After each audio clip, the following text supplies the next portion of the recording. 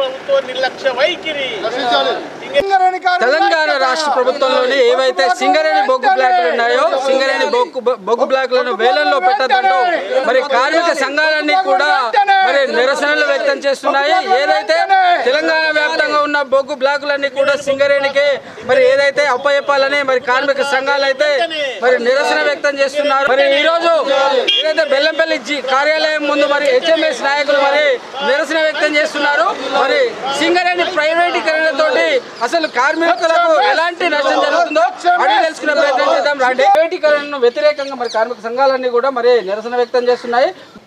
Mineral ఈ యొక్క బొగ్గు బ్లాక్లు మొత్తం కూడా ప్రైవేటు పరం చేయడం అనేది జరుగుతూ ఉంది.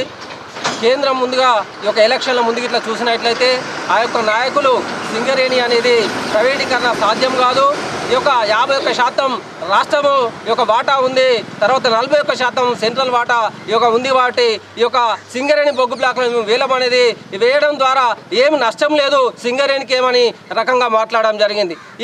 ఈ రోజు చూసుకున్నట్లయితే సింగరేణికి కొన్ని వేల కోట్ల రూపాయలు వెచ్చించేసి ఖర్చు చేసి ఈ యొక్క బొగ్గు సర్వే చేసిన బొగ్గు బ్లాక్లను ఇట్లా చూసినట్లయితే ఈ యొక్క ప్రైవేటు వ్యవస్థకు ప్రైవేటు సంస్థలకు దారాదత్తం చేస్తూ సింగరేణి తీయాల్సిన బొగ్గును ఈ యొక్క ప్రైవేటు వాళ్ళకు అప్పచెప్పడం అనేది జరుగుతూ ఉంది. దీనివల్ల సింగరేణి అంటేనే ఈ యొక్క బొగ్గు బ్లాకులు కాబట్టి సింగరేణి అంటేనే ఈ యొక్క బొగ్గు తీయడం కాబట్టి ఈ బొగ్గు బ్లాకులు లేకుండా సింగరేణి ఏ విధంగా ఉంటుంది, సింగరేణి అనేది ఈ బొగ్గు లేకుండా ఏ విధంగా ఈ యొక్క సింగరేణి ప్రైవేటీకరణ అనేది చేయడం లేదు అంటూనే సింగరేణి యొక్క బ్లాకులను ప్రైవేట్ వారికి ఇస్తేస్తూ మొత్తం కూడా ఈ యొక్క సింగరేణి నిర్వీర్యం చేస్తూ సింగరేణి మొత్తం కూడా బొంద పెట్టే విధంగా ఈ యొక్క కేంద్ర ప్రభుత్వ పాలకులు చేస్తారు.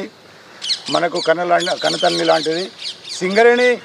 ఇక్కడ ఎన్నో వేల కుటుంబాలు సింగరేణి మీద పైన ఆధారపడి వ్యాపారస్తులే కానివ్వండి, చిన్న వ్యాపారస్తులే కానివ్వండి, ప్రతి ఒక్కరు ఈ సింగరేణి సంస్థ మీదనే ఆధారపడి జీవించి ఉన్నారు. కాబట్టి ఆ ప్రైవేటీకరణ అనేది చేయడం వల్ల మనకు చాలా ఇబ్బందులు ఎదుర్కోవాల్సి వస్తుంది. అసలు ప్రైవేటీకరణ అనేది రద్దు చేయాలని చెప్పేసి ప్రతీక యూనియన్ కూడా చెప్పడం జరుగుతుంది. కానీ వాళ్ళు ఖాతరు చేయకుండా వాళ్ళ ఇష్టారాజ్యంగా వాళ్ళు మన యొక్క కేంద్రంలో ఉన్నటువంటి బీజేపీ ప్రభుత్వం ఈ యొక్క నిర్ణయాలు తీసుకోవడం జరుగుతుంది. మొన్న కూడా మన కిషన్ రెడ్డి గారు మన మంత్రివర్యులు వాళ్లకు కేంద్ర బొగ్గు గని శాఖ మంత్రివర్యులుగా వాళ్ళను ఎన్నుకోవడం జరిగింది. వారు కూడా మన తెలుగువారికి తెలుగు సాంప్రదాయంలో ఉన్నటువంటి వారు. సింగరేణికి 100 సంవత్సరాల చరిత్ర ఉన్నది. సింగరేణితోటి ప్రతి ఒక్క కుటుంబం సింగరేణి మీద ఆధారపడి ఉన్నది. సింగరేణి ప్రైవేటీగా చేస్తే ఇంకా ఉండేది ఏమున్నది అని చెప్పేసి మేము చెప్తున్నాం. కావచ్చు ఈ కేంద్ర ప్రభుత్వ విధానం ఏమున్నదనంటే అసలు ఈ దేశంలో పబ్లిక్ సెక్టర్ మొత్తం రద్దు చేయబడి ప్రైవేట్ పాలన కొనసాగిస్తామని చూస్తున్నారు.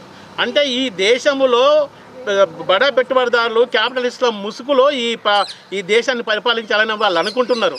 కాబట్టి ఈ బొగ్గు బ్లాకులన్నీ ప్రైవేట్ అయితే సింగరేణి కార్మికులకు భవిష్యత్తు అనేది ఉండదు.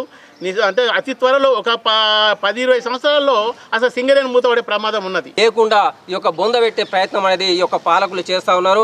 ఈ యొక్క కిషన్ రెడ్డి గారికి మేము హెచ్ఎంఎస్ యూనియన్ ద్వారా ఒకటే విన్నవిస్తూ ఉన్నాం. ఈ యొక్క తెలంగాణ ముద్దుబిడ్డ అయిన మీరు ఈ యొక్క బొగ్గు గనుల శాఖ మంత్రిగా మీరు ఉన్నారు కాబట్టి తెలంగాణ రుణం తీర్చుకునే బాధ్యత మీ మీద ఉంది అనేది హెచ్ఎంఎస్ యూనియన్గా మేము కోరుతా ఉన్నాం. అంతేకాకుండా ఇతర రాష్ట్రాలకు ఏ విధంగా అయితే వారి యొక్క బొగ్గు గనులు వారికి ఇచ్చిందో అదే విధంగా సింగరేణి బొగ్గు గనులను సింగరేణికే ఇవ్వాలనేది ఈ యొక్క సింగరేణి ఈ యొక్క గోదావరి పరివాహక ప్రాంతంలో ఉన్న బొగ్గు గనులను గతంలో ఎట్లయితే సింగరేణికి ఇచ్చిందో అదే విధంగా సింగరేణికి ఇవ్వాలనేది హెచ్ఎంఎస్ డిమాండ్ చేస్తూ ఉంది. అదేవిధంగా అంతేకాకుండా ఈ సింగరేణిలోకి ఇట్లా చూసినట్లయితే సింగరేణిలో గుర్తింపు సంఘంగా ఎన్నికైన ఈ యొక్క ఏఐటీసీ నాయకులు కేవలము వారి పోరాటాలు చూసినట్లయితే ఈ యొక్క కొంగ పోరాటాలే చేస్తూ ఉన్నారు. వారిని కూడా మేము హెచ్ఎంఎస్ యూనియన్గా మేము డిమాండ్ చేస్తూ ఉన్నాం.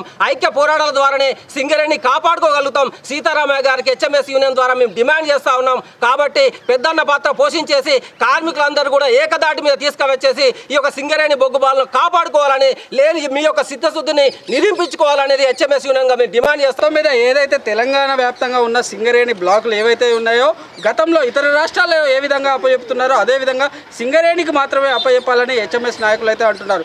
ఏదైతే ఈ మరి బ్లాకుల వేలాన్ని పూర్తిగా వ్యతిరేకిస్తున్న కార్మిక సంఘాలన్నీ కూడా ఏకతాటిపై నడిచి మరి సింగరేణి అప్పచెప్పి మరి కార్మికులను ఆదుకోవాలని చెప్తున్నారు. కెమెరా పర్సన్ రాజ్ తో రమేష్, సింగరేణి ఏరియా.